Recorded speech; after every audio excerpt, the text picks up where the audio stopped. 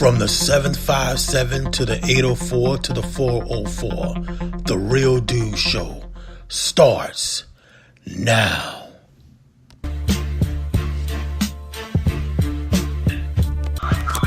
All right, real dudes, people, real dudes. Hey, ladies and gentlemen, we have Mr. Jarnea Somerville on the line. Hey, welcome to The Real Dude Show, man. What's going on, man? Happy to be here, man. Glad to have you, man. Glad to have you. We're going to talk about your company, man, Five Core Sports, right? And Yes, some things, man, we're going to just, talk about this company, man. So glad to have you, man. So how you been, man? Hey, I'm hanging in there, man. We, doing what's necessary right there. Stay above the water. Just trying to maintain. I hear you. Ping, you there? Yeah, I'm here. That's always a good thing. That's always a good thing.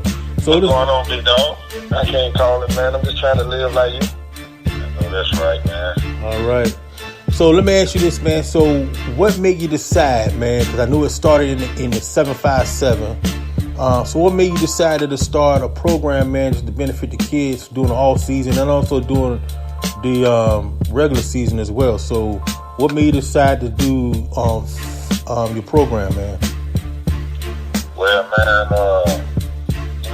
first I was, going through some things, personally. Mm-hmm. As a man, it wouldn't allow me to coach. And that was one of the things that I really wanted to do. So, they stopped me at the front door, but I had to find another way, another avenue to get to the kids and reach the kids the way I wanted to reach the kids. So, that's how I was just sitting at home, just drawing up plays and making play books and all that stuff right there. I was like, man, I need to go ahead and get certified as a trainer. Go ahead and start my own business. And there's no way they can stop me from doing anything. So that's basically how I started it off. Okay. So how far? So what's the?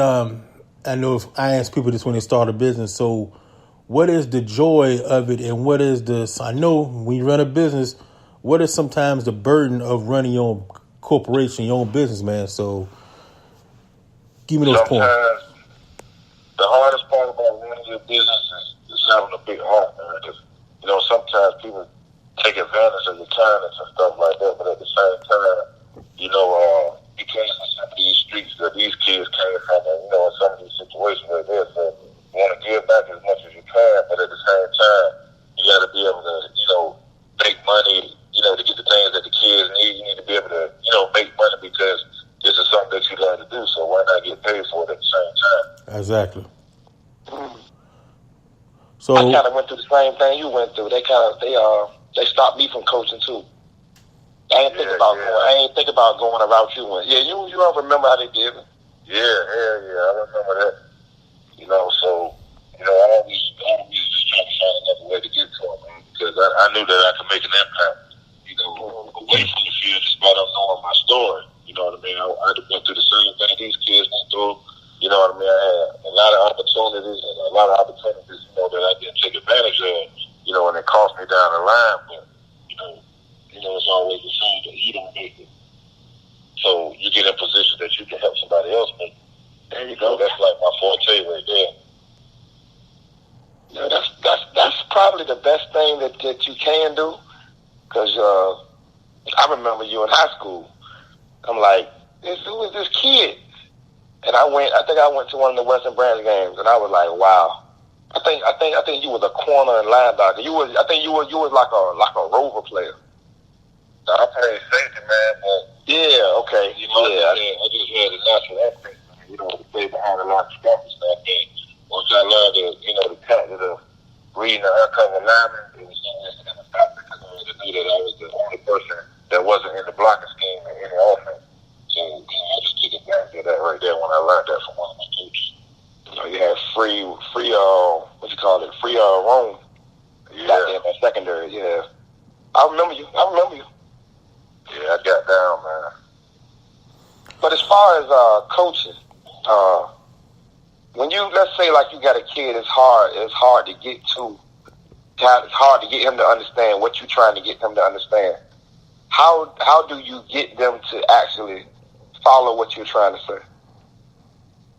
I mean, it's hard. Some of them you gotta keep working. know what I mean? Because it's going to be a challenge because at the same time, you know, around that kid a certain amount of time. So they still they can take in everything you say, but then when they go home, some of them alone, so they don't know how to deal with it. But, you know, go back into that same routine, you know, going back to where basically we going to be back in day one again. So it's kind of hard, but you got to keep pushing them, man. You got to do things with them away from the sport.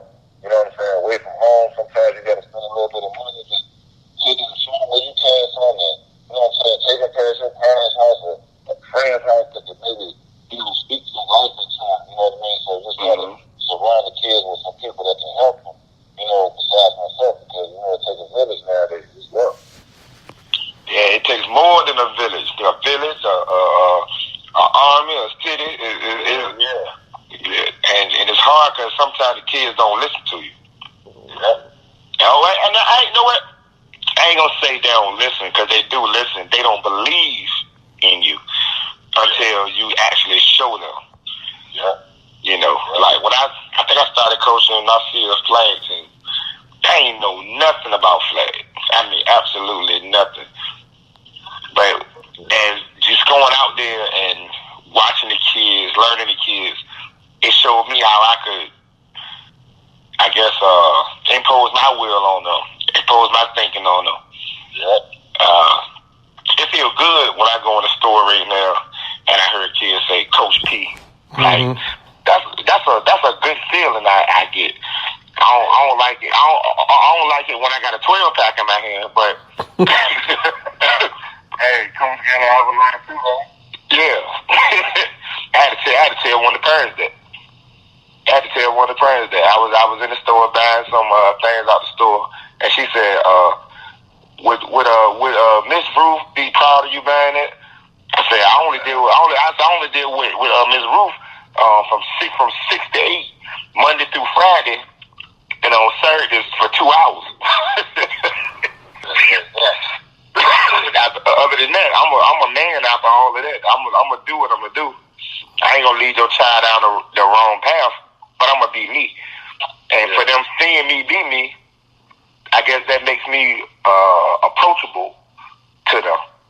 Yeah, because I mean, you know, them kids, man, they smart, man. They can see around all the BS, man. So some of them know whether they kept being real with them.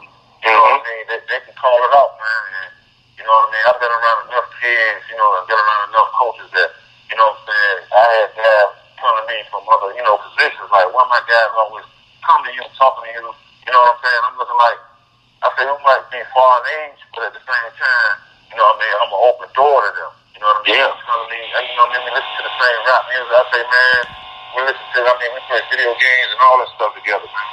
Yeah. We more, like, it's a lot different now growing up than it was when we were growing up. Because I would say, like, I would think I'm more impressionable on a child than older men were on me growing up. I didn't really listen to the older men because, you know, I mean, I was doing my own thing. I listened to my family, but I didn't really have nobody really to tell me what to do or whatever, other than my dad, you know. And that's it. You know how it is. You know how it is, man. You coach the kids, man. You get them rides home, you know what I mean? You know, there are situations there, you know what I'm saying? A lot of them just open up to you. You know what I mean? Yeah. That's one of the things I like most about it, being able to, you know, not just, you know, give them feedback, but you also learn some things about them, you know, right. from the sport.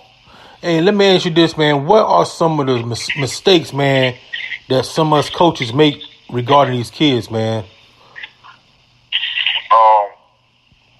Number one, I think the biggest mistake we make is, you know, allowing some kids, you know, to be bigger than other kids. You know, that's so you know what I mean? Mm-hmm. So sometimes that's one of the biggest things we can do, worst things we can do, you know, not just to that kid, but to make it impact on the team, is to put a kid higher than everybody else. They got up there, it's an even playing field. You know what I'm saying? If this kid do something, you gonna punish him just like you gonna punish him. Yeah, he gotta get the same punishment as your 6 man gotta get the same punishment as your starter. Exactly. Exactly. Because that's the only way that sixth man gonna respect you, or respect what you trying to say. Is you treating him the same way you treating that star the same way you treat him. Yeah. That's what I was guilty of. Yeah. I can truly say that. I've been in that situation. You know what I mean? Bro, you know I've been in that situation. Yeah. Both of us, we're on the same team. We let players get away with murder. But then as we stepped back, then we had to go back and get them. But at that moment, they actually got away with it. Like, we had to come back and be men and, hey man, you got the last time, blah blah blah blah blah blah. You can't do that no more. Yeah. I remember I had a player check one of the coaches. It was doing warm-ups for the game, and one of the coaches trying to he checked one of the coaches. I'm gonna tell you what he said. He said that one of the coaches was trying to tell him, look man, be quiet man, listen in, all that stuff, right? So he looked at me. I said, hey man, listen to the coach. He said, Coach John, man, how the way he gonna tell me something? He don't even be here. So I'm like, well, kill him. I mean, you had to be like, well, damn. I mean, he kind of right. I mean, you got a point that how the hell you gonna check me? You're not even, you only show up on game day. I'm like, well, accountability, man. These kids will hold you to it. Yes, sir. That's the first thing they gonna say. Yeah, they you ain't never here. How you gonna say something else? or that ain't what you did. that ain't what you said or something. These kids different than us. We would let it slide. We say, okay, coach. We were more respectful than these kids out there. I can truly say that. Yeah, they gonna get in a little group and they gonna fry you. Yes, sir. They gonna try you, and it's something how you handle it. It's how you gain the respect of them. Yep. Because I notice some kids I can yell at, some kids I can't yell at. But the ones that I can yell at, I give them hell. Because I know they can take it. Yeah, I know they can take it. But what's his name? Speedy. I used to love Speedy. When I had Speedy and Rick, boy, and you can't tell me nothing. Speedy couldn't do no wrong. Speedy was the one, he'd come late to practice, I'll put him in the game. He said, Coach, I try to take him out. He said, Coach, I ain't ready to come out. I'll leave him in the game. But as I got older, as I got more coaching experience, Garcia said, you can't do that there. You can't do that there. And I had to sit back and think, like, oh, damn, I am doing that. I'm hurting this kid more than I'm helping him because I'm helping him get away with everything that he's trying to do. Even the little slick shit, I'm helping him get away with it. He don't got to run. He don't got to run the sprint. Yeah, he don't got to run the sprints. He ain't got to do his push-ups. I help that, but it's a learning experience. Coaches don't know everything. Coaches don't know everything. Yeah, coaches don't know everything. I learned from all the guys I've been around. Every coach that I've been around, I learned something from them. Maybe it was good, maybe it was bad, but I learned something. Yep. What I learned when I was a JV head coach, man, I'm telling you, on Thursdays, man, you were the CEO. But man, he had to get the kids ready for food, getting ready for you got to figure out who's playing. Because at that time, my last year in JV, man, we had like 42 JV players and had like 18 varsity players. And we had to figure out who's playing, who's not, man, and get ready for the game. But on Fridays, man, I was more relaxed. I was just in the booth watching y'all fuss. I'm like, man. About it then. Oh, yeah. Ain't nothing like Friday night, man. You know what I mean? I done played football on a lot of levels and stuff like that, but still ain't nothing like them lights on Friday night. So let me ask you this, man. What's the difference, man, between the VA kids to the Florida kids that you've been working on? Is there a difference, or is it all just the same? It's the speed, man, and the size of the guys that carry the speed, like, you know what I mean? Because the talent is spread out, you know what I mean? You got guys over here, guys over there, you know what I'm saying? But you might come down here and you might have, 15, 16 guys on one team. you know what I'm saying, that carry that same ability that we may have 2, 3, 4, maybe 5 on one team. You know what I mean? And then it's like the size of the big guys. They big guys. You know what I mean?